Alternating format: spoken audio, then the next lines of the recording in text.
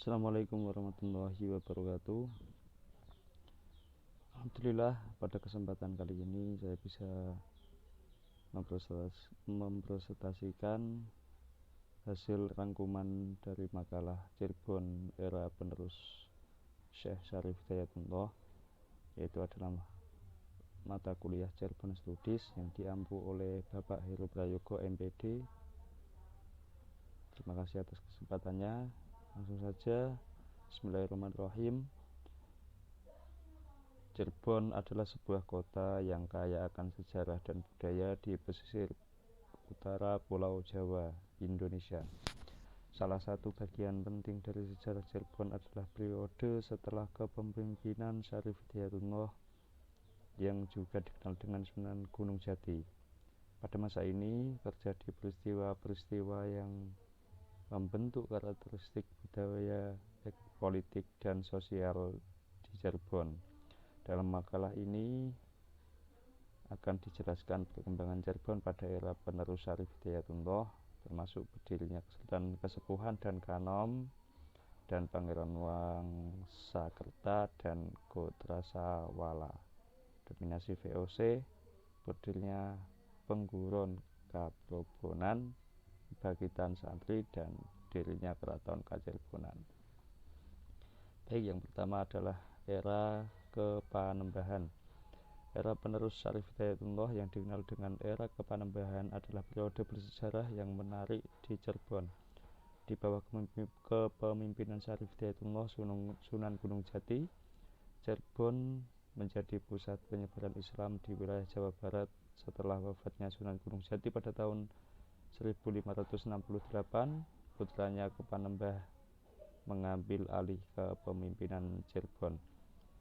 Era Kepanembahan adalah periode yang kaya dengan sejarah dan budaya di Cirebon.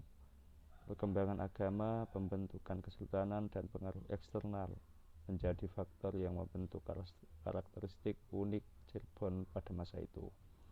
Melalui pemahaman yang lebih dalam tentang era ini, kita dapat lebih menghargai sejarah dan warisan budaya yang berharga dari Cirebon.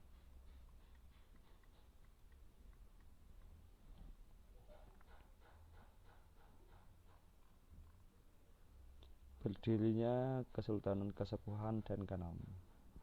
Berdirinya Kesultanan Kasepuhan dan Kanom adalah salah satu peristiwa penting dalam sejarah Cirebon era penerus Syarif Hidayatullah. Peristiwa ini memainkan peran sentral dalam pengembangan politik, sosial, dan budaya Cirebon. Latar belakang berdirinya Kesultanan Kasepuhan dan Kanom ialah setelah wafatnya Syarif Hidayatullah, yaitu Sunan Gunung Jati pada tahun 1568, kepemimpinan Cirebon berpindah kepada putranya yang dikenal sebagai Kepanembahan. Ini merupakan masa transisi yang menentukan arah masa depan Cirebon. Berdirinya Kesultanan Kasepuhan tahun 1601. Pada tahun 1601, Pangeran Mas, salah satu putra Kepanembah, mendirikan Kesultanan Kasepuhan. Kepanembah merupakan tokoh penting dalam pembentukan kesultanan ini. Kesultanan Kasepuhan dianggap sebagai kesultanan tertua di Cirebon dan menjadi salah satu pusat pemerintahan yang kuat di wilayah tersebut. Pangeran Mas menjadi pemimpin pertama dari kesultanan ini. Kesultanan Kasepuhan mengadopsi sistem pemerintahan berdasarkan ajaran Islam dan memainkan peran penting dalam mempertahankan identitas keagamaan dan budaya Cirebon.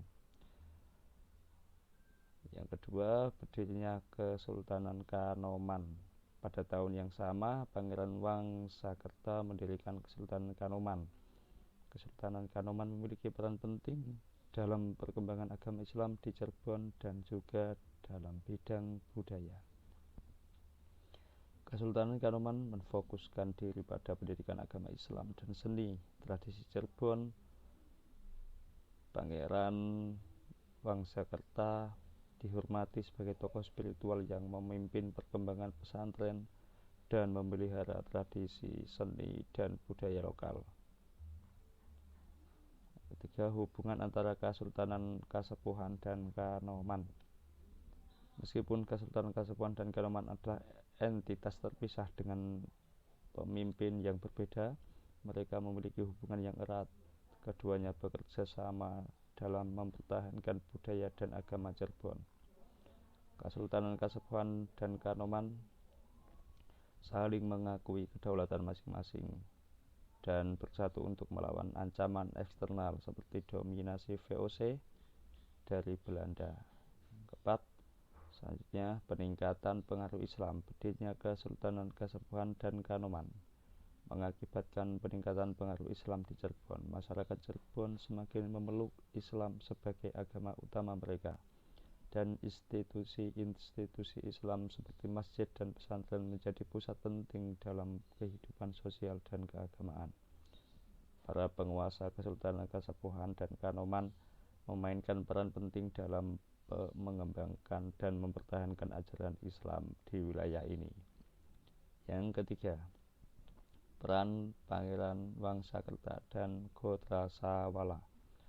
Peran Wangsakerta memainkan peran penting dalam pengembangan agama dan budaya di Cirebon. Ia dikenal sebagai tokoh spiritual yang memimpin perkembangan pesantren di wilayah ini. Gotrasawala, yang merupakan garis keturunan Wangsakerta, juga memiliki peran penting dalam mendukung warisan agama dan budaya Cirebon. Mereka adalah pemelihara tradisi dan nilai-nilai lokal. Peran Pangeran Wangsakerta dan Gotrasawala adalah sangat penting dalam perkembangan agama Islam dan budaya Cirebon pada era penerus Syarif Hidayatullah, yaitu era Kepanembahan. Yang kelima, dominasi VOC.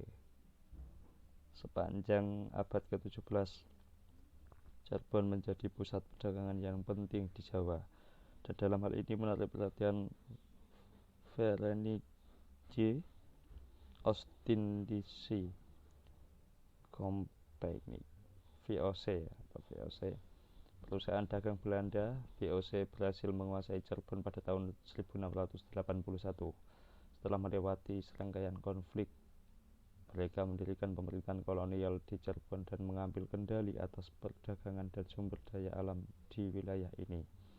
Era dominasi VOC di Cirebon adalah periode penting dalam sejarah Cirebon.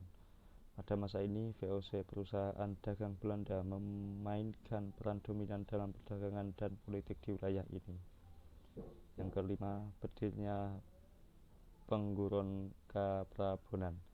Berdirinya Pengguron Kaprabonan adalah salah satu peristiwa penting dalam sejarah Cirebon pada era penerus Syarif Hidayatullah, era Kepanembahan. Pengguron Kaprabonan menjadi lembaga yang signifikan dalam memelihara dan melestarikan budaya, agama, dan tradisi lokal Cirebon. Lembaga ini juga berperan dalam pendidikan agama Islam, dan mereka mendukung perkembangan pesantren dan pendidikan agama Islam di wilayah Cirebon.